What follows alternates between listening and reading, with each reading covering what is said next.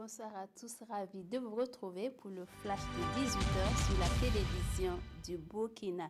L'interconnexion électrique Bolgatenga-Ouagadougou est désormais fonctionnelle.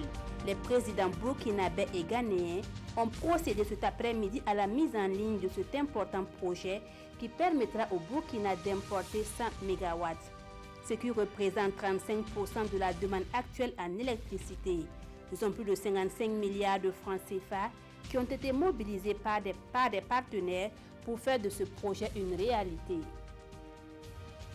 L'édition 5 de Rebranding Africa Forum s'est ouverte ce matin à Ouagadougou sous le patronage du président du Faso, Roch Marc Christian Kaboré.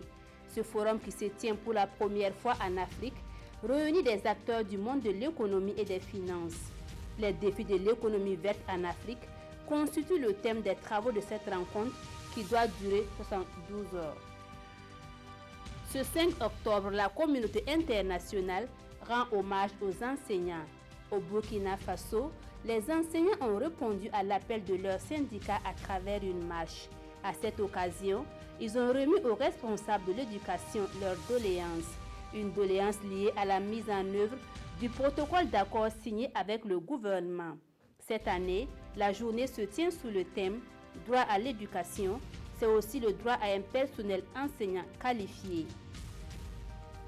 Le président de la CENI, Newton Ahmed Bari, a rencontré ce jeudi la CODER, la Coalition pour la démocratie et la réconciliation. Au menu des échanges, les activités de la CENI entrant dans le cadre des préparatifs des élections de 2020. À la sortie de cette rencontre, le président du mois de la CODER, Ablasse Ouedraogo, s'est dit rassuré et a encouragé la CENI à aller de l'avant. À l'étranger, le Nobel de la paix a été attribué à Denis Mukwege et à Nadia Mourad pour leurs efforts visant à mettre fin à l'utilisation de la violence sexuelle comme arme de guerre. Les gynécologues, notre victime, ils incarnent une cause planétaire qui dépasse le cadre des seuls conflits, comme en témoigne le raz de marée planétaire #MeToo, déclenché il y a un an par des révélations de la presse. Les récipiendaires des Nobel recevront leur prix, une médaille d'or, un diplôme ainsi qu'un chèque d'environ 865 000 € à Oslo, à Stockholm, le 10 décembre prochain, date anniversaire de la mort de leur fondateur, Alfred Nobel. Voilà, c'est tout pour ce flash. Merci de l'avoir suivi. L'information revient à 19h avec Adama Koulibaly.